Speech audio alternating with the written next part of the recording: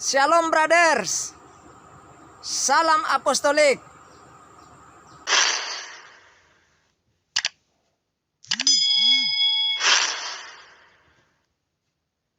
Kali ini kita akan membahas sebuah topik, yakni orang Kristen bagian hidup Yesus Kristus.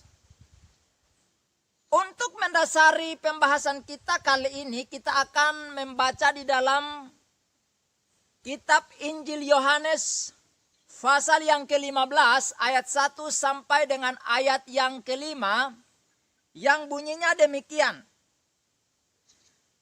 Akulah pokok anggur yang benar dan Bapakulah pengusahanya. Setiap ranting padaku yang tidak berbuah dipotongnya, dan setiap ranting yang berbuah dibersihkannya supaya ia lebih banyak berbuah. Kamu memang sudah bersih karena firman yang telah kukatakan kepadamu. Tinggallah di dalam aku dan aku di dalam kamu. Sama seperti ranting tidak dapat berbuah dari dirinya sendiri kalau tidak tinggal pada pokok anggur. Demikian juga kamu tidak berbuah jika kamu tidak tinggal di dalam aku. Akulah pokok anggur dan kamulah ranting-rantingnya. Barang siapa tinggal di dalam aku dan aku di dalam dia, ia berbuat banyak. Sebab di luar aku kamu tidak dapat berbuat apa-apa. Saudara, inilah bagian firman yang akan menjadi landasan pembahasan kita kali ini. Namun sebelum kita membahas lebih jauh, mari terlebih dahulu kita mendengarkan lantunan pujian berikut ini sebagai penghantar pembahasan kita selanjutnya.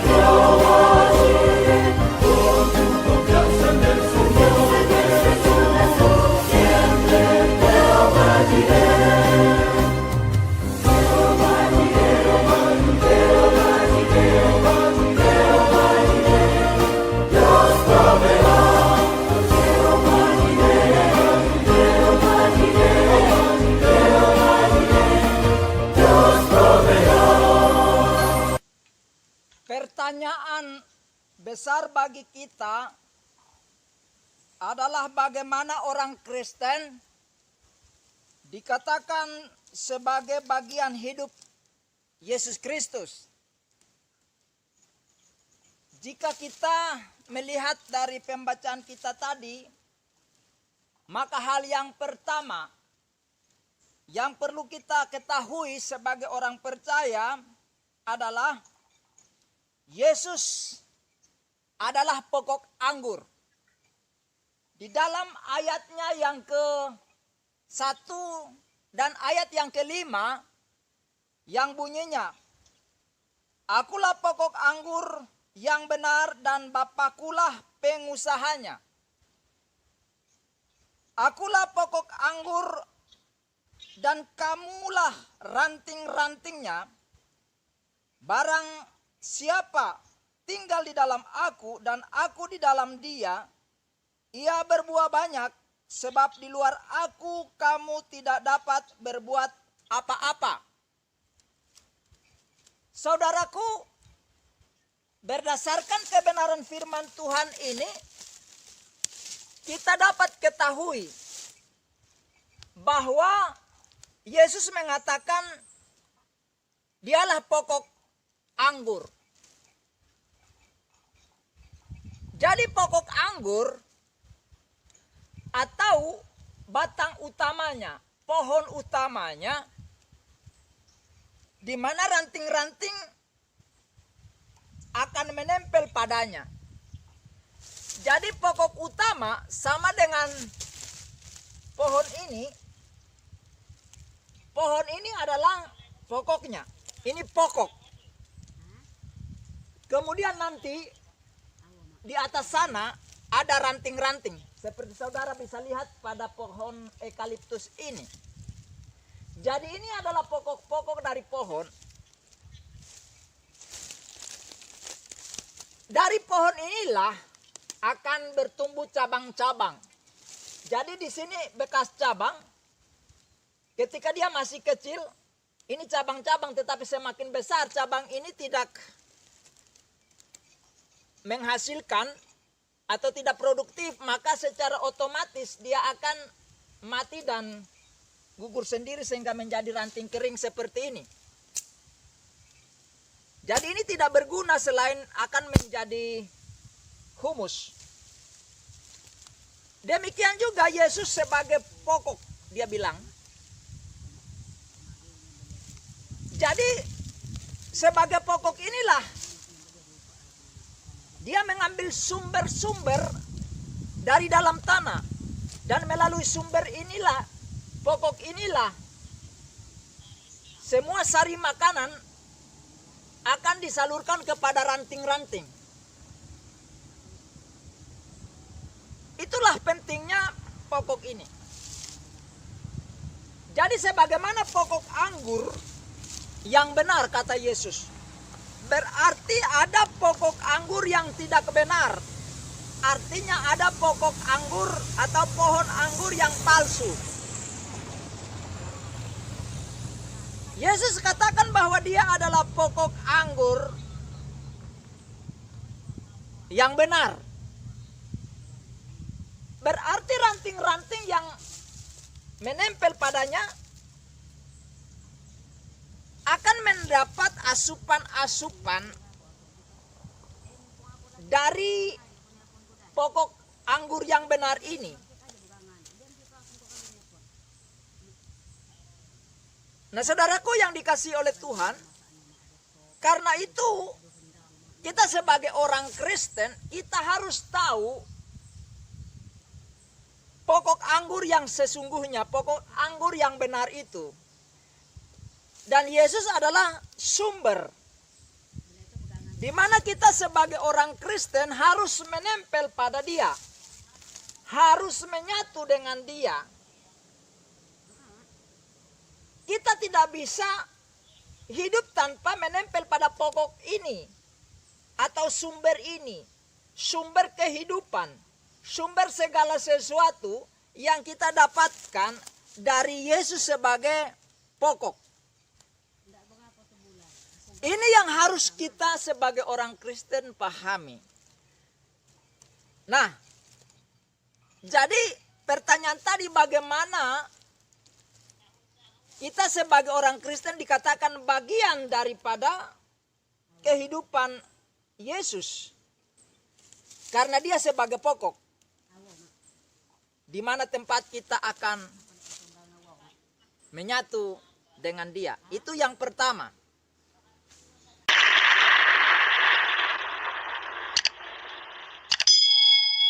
Yang kedua, saudaraku, adalah orang Kristen sebagai ranting.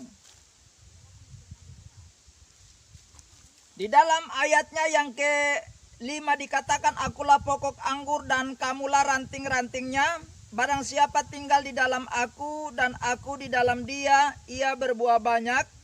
Sebab di luar aku kamu tidak dapat berbuat apa-apa. Dari bagian firman Tuhan ini, Yesus katakan bahwa kita sebagai ranting-ranting atau cabang-cabangnya. Jadi orang Kristen itu harus menyadari bahwa dirinya adalah bagian dari kehidupan Yesus. Karena Yesus adalah pokok dan kita adalah ranting-ranting yang menempel di dalam diri Yesus atau menyatu.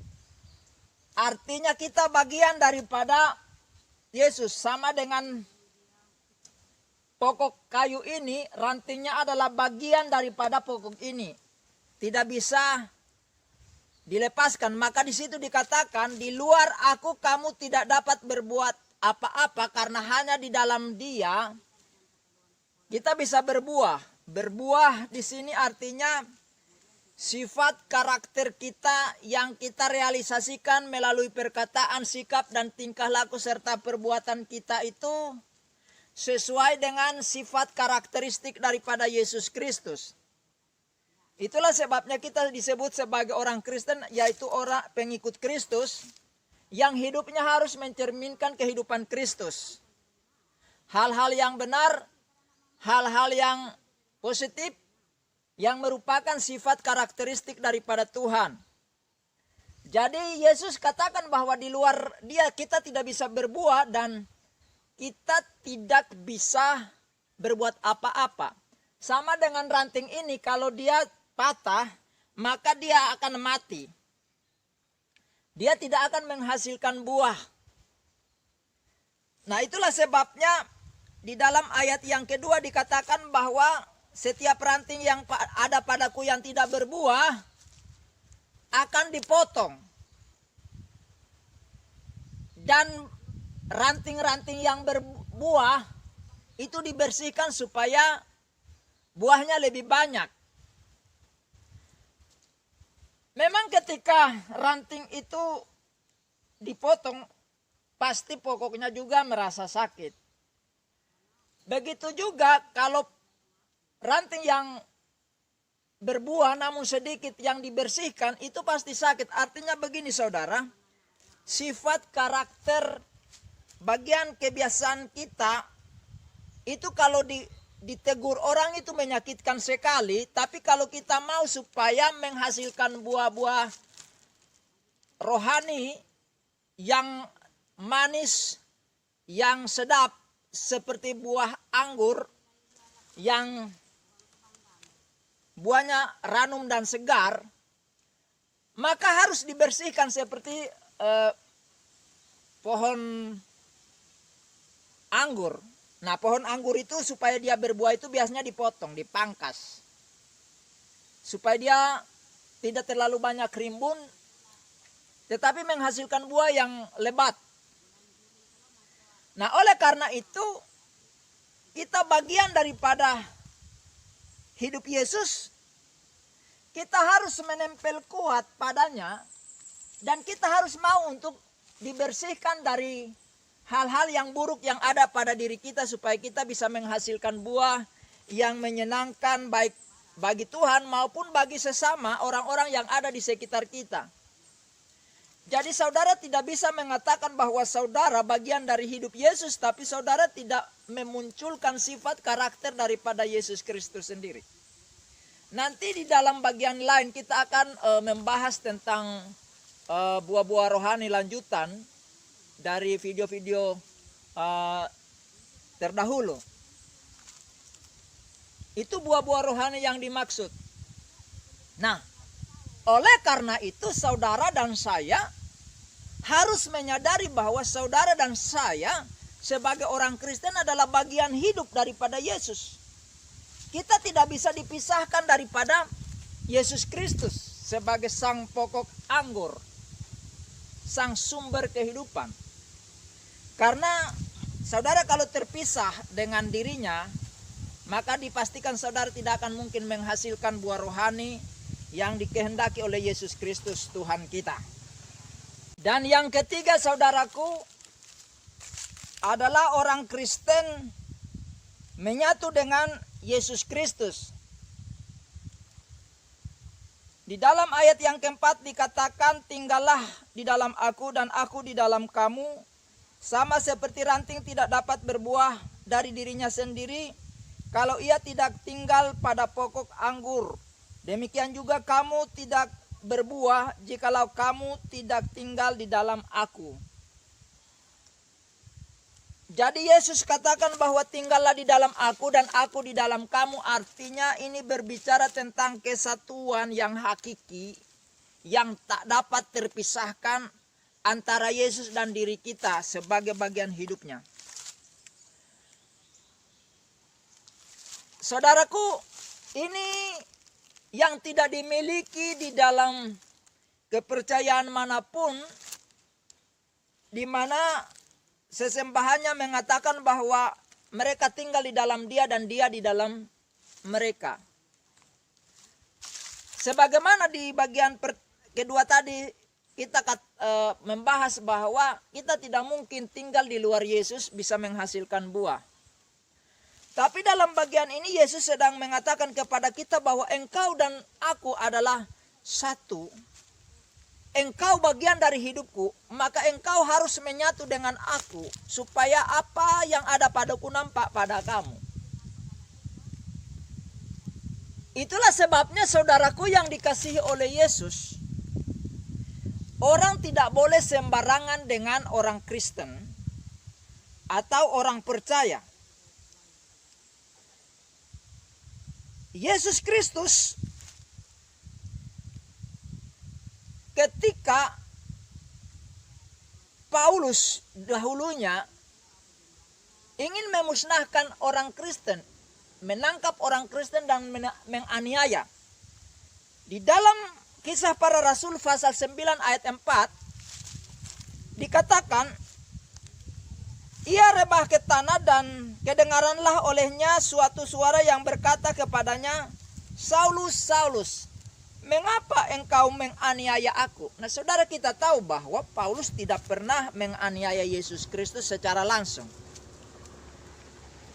Tetapi yang dilakukan oleh Paulus adalah menganiaya orang-orang Kristen, orang-orang yang percaya kepada Yesus Kristus. Dia mengejar mereka sampai ke luar Yerusalem, ke daerah Damaskus sekarang, kalau dulu itu Damsyik. Dia menyeret mereka dan memasukkan mereka di dalam penjara, menganiaya mereka, bahkan ada yang dibunuh. Salah satunya adalah Stefanus. Ketika Yesus bertemu dengan dia dalam sebuah penglihatan, dia katakan, Saulus, Saulus, mengapa engkau menganiaya aku? Ketika orang menganiaya orang Kristen, menghina orang Kristen, membunuh orang Kristen, itu sama dengan menganiaya, menghina, dan membunuh Yesus kembali. Dan Yesus merasa tersakiti. Karena kita adalah bagian hidup daripada Yesus Kristus. Bahkan saudaraku, di dalam tulisan Rasul Paulus, di dalam 1 Korintus pasalnya yang ke-3 ayat 17 dikatakan, jika ada orang yang membinasakan bait Allah, maka Allah akan membinasakan dia, sebab bait Allah adalah kudus dan bait Allah itu ialah kamu. Jadi Rasul Paulus mengatakan kepada kita bahwa kita adalah tempat tinggalnya atau rumahnya Tuhan, rumah Allah. Jadi siapa yang menyakiti, bahkan membinasakan, membunuh orang Kristen, maka Allah sendiri yang akan membinasakan mereka. Kenapa? Karena bagi Tuhan Allah di dalam Yesus Kristus, kita bagian dari hidupnya. Itulah sebabnya saudara sebagai orang Kristen tidak perlu takut dengan dunia ini. Saudara tidak perlu takut dengan teror siapapun, intimidasi siapapun, ancaman siapapun. Saudara tidak perlu takut. Karena ketika saudara diperlakukan dengan tidak semena-mena, mereka sedang berhadapan langsung dengan sang pokok anggur, yaitu Yesus Kristus. Nah, kiranya saudaraku yang dikasihi oleh Tuhan Yesus Kristus, apa yang saya katakan di sini membuka wawasan dan pemahaman saudara bahwa saudara adalah bagian hidup dari Yesus Kristus sebagai orang Kristen, maka saudara tidak perlu takut dengan dunia ini. Nah, saudaraku yang dikasihi, demikianlah pemaparan kita kali ini. Semoga bermanfaat bagi saudara. Jadi bagi saudara yang sudah percaya Yesus Kristus, ingat bahwa saudara adalah bagian dari hidup Yesus Kristus. Sehingga apapun yang terjadi kepada saudara, Yesus pun ikut merasakan dan dia akan bertindak untuk melakukan sesuatu demi saudara. Jadi kalau dia datang ke dalam dunia, dia rela turun ke dalam dunia ini menjadi manusia seperti saudara dan saya, bahkan mati di kayu salib demi saudara. Maka apapun yang saudara alami, lebih mudah bagi dia untuk melakukan yang terbaik untuk keselamatan saudara. Jadi saudara jangan sampai ditipu oleh ajaran-ajaran setan yang dikemas dengan berbagai label, mau itu agama, filsafat, ataupun apapun itu, untuk menipu saudara sehingga meninggalkan Yesus Kristus. Karena ketika saudara meninggalkan Yesus Kristus, saudara seperti ranting yang dipotong dan dibuang dan pada akhir zaman akan dikumpulkan dan dibakar. Artinya saudara akan dikumpulkan dan dimasukkan di dalam api neraka oleh Yesus Kristus sendiri. Bagi saudara yang belum percaya Yesus Kristus, saya berdoa supaya saudara jangan sia-siakan hidup saudara di dunia ini, karena kehidupan di dunia ini cuma sementara. Paling saudara dikasih panjang umur, syukur-syukur bisa 100 tahun dikasih kesempatan.